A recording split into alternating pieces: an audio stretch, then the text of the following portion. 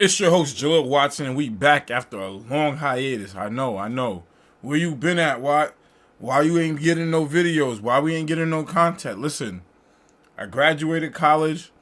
I didn't have the grad intern position, and I've been trying to get into my field since. And listen, I ain't gonna lie to you. It's hard. It's difficult when you're trying to graduate and get straight into your field. I thought it was gonna be easy because I had a master's, but I was wrong. So you know what? I had to go work at Amazon for a little bit, but my hiatus is done. I missed the majority of the basketball season, but listen, I'm glad I came back when I did. Because this NE-10 semifinal matchup, Southern Connecticut State University versus Southern New Hampshire, was a not miss. And the Lady Owls did not disappoint whatsoever. Kate Lynch and her squad, her coaches, they knew what they was doing this offseason, okay? You know, you lose a girl like Katie Williamson, and you lose a girl like Delaney Haynes. You got to go out, you got to recruit. Now, we ain't got much size in the paint, but it feel like we do. Because Tish Blackwood? Oh, my God. Dog. Tish Blackwood. Rookie of the Year, NE-10. Dog. Let me tell y'all that. That's number one.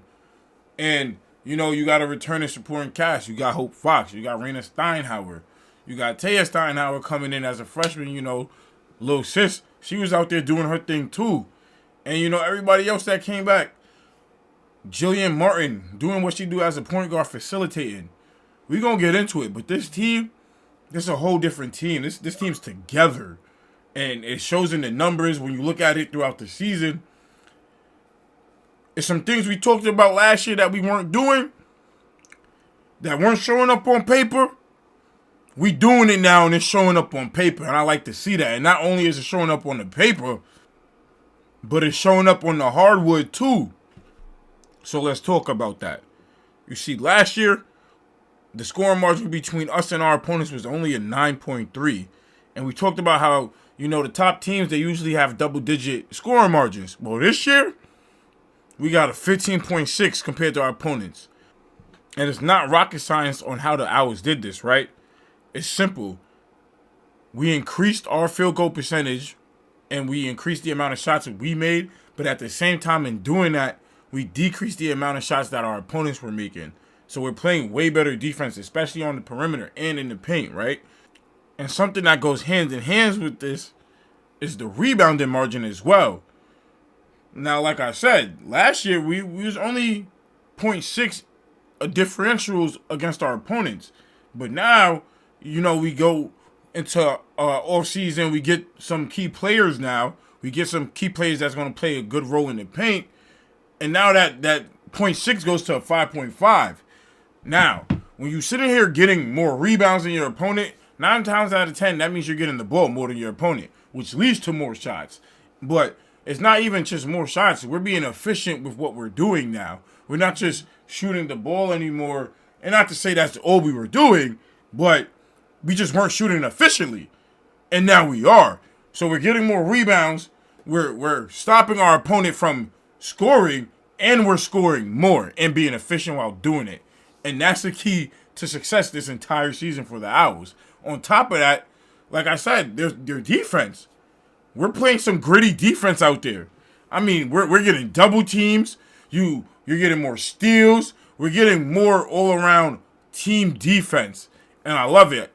You can clearly tell Kate Lynch and her coaching staff and those girls on that court, they went into this offseason and they worked their butts off, okay? That's what this shows us. They went into this offseason. They looked at the film from last year. You know, they got close to the dance. And they fell short, and now it looks like they want to get there now. Now it looks like we're ready to compete for an NE-10 championship. And now that we got all of that out the way, let's get into this game against Southern New Hampshire because it was beautiful masterclass basketball. The first quarter of this game, it looked like Southern New Hampshire was going to walk out of James Moore Fieldhouse with a win, and an easy one at that. But it was just a rough start for the Owls. And you might be asking, after everything I said in the first couple minutes of this video, how is that possible? Well, listen, from the field, we was shooting 23%. We took 17 shots in total, and we only made 4, and then we went 0 for 4 from 3. Granted, we went 2 for 2 from the free throw line, but That's not going to cut it, and we know that. That was a trend from last season that we was having, and what do we call that? That's insufficient shooting. But at the end of that buzzer, when it turned from the first quarter to the second quarter, that's when things started to heat up for Kate Lynch and her squad. It's really like the roles that we were playing and that Southern New Hampshire was playing is like they switched.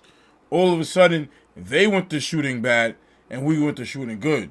More so, we started to shoot 53% from the field and 70% from the three. That's another thing that really helped us in this game. We were shooting our threes and making them, and I mean draining them. You had Hope making threes. You had Allie making threes. Jill was making threes. And, you know, a couple others was just out there shooting the threes, though. And that's so important in basketball nowadays. It's not just how it was back in the old days. Oh, you back down, you get up, and you get in the paint, and you get a bucket. No. We have to be able to shoot from the perimeter, and we was able to do that. Not only were we able to do that, Southern New Hampshire wasn't able to stop it, if I'm being honest. And something that hurt them was the fact that we were playing good defense, because it was so many points in this game where they just went on scoring droughts. And if they didn't go on those scoring droughts, they would have been in the game and the score would have been closer. But that's a shout out to what the girls were doing on defense on their behalf. But nonetheless, like we said, they went on those droughts and they weren't making the shots that they were taking. They weren't being efficient like we were. You see, in the second quarter, Southern New Hampshire was shooting 33%. And then in the third, they were shooting 25%. And that's where we really won this game at. Not in the first quarter or the fourth. We won this game in the middle of the game, right? Right before the halftime and coming out of the halftime break. In both of those quarters, we shot above 50%. And that's why we won. We were shooting efficient basketball in the two most important quarters of the game. Right before halftime and coming out of it. Because we all know, if you play the sport, if you were an athlete, that, you know, it's a quarter-based game. What you do right before halftime and coming out of half really determines the outcome of the game. Some people, they start off real good, go into halftime, coming in the second half, then they're sluggish. No, it was all gas, no brakes, and we kept that foot on their neck. We kept playing high-intense defense. We kept taking efficient shots. And then to top it off, when we got fouled and had to take trips to the line, we barely missed because we shot above 90% from the free throw. And all of these things that we're talking about, when they line up, it leads to a W. Especially a big one, and that's what Southern got over Southern New Hampshire that day. Hope Fox went out there and did Hope Fox things, scoring 20 points nonetheless. And then you got NE-10 Rookie of the Year, Tish Blackwood, doing NE-10 Rookie of the Year things. Going out there, getting 16 points, 8 rebounds. And then something that I don't even think Southern New Hampshire was even ready for, we have Allie Sentence coming off the bench. She doing Allie Sentence things, shooting her threes, dropping 18 points off the bench. So all of this that we're talking about, again, it lines up for success, and it lines up to a playoff run. It lines up to an NE-10 championship, and it lines up to a possible D2 national championship appearance and possibly a win. With that being said, the Owls move on to the NE-10 championship and a long-anticipated rematch against the Bentley Falcons, who the Owls already played 2 times this season. The first time around, they took the trip up to Bentley, Massachusetts, and lost.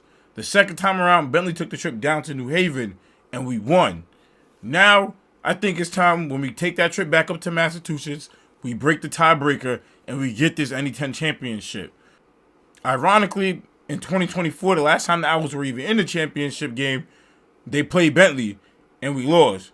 So, then you go back to the year before this year, we lost to Bentley as well, not in the NE-10 championship, but I believe it was in the semifinal game. So, I think with that being said, it's time to break the curse. We beat them this year, so it's time to break the curse. It's time to go out there and do what the Owls do. Do what you guys been doing all season. Good defense, efficient shooting, and team basketball, and we're going to come out with a win. And with that being said, this has been the Nest at Night podcast. It's glad to be back, Owl family, and there's so much more to come. To the girls, good luck on Sunday. I believe in you, and your Owl family believes in you. And one last thing. SC! Hey! LSU and go Owls.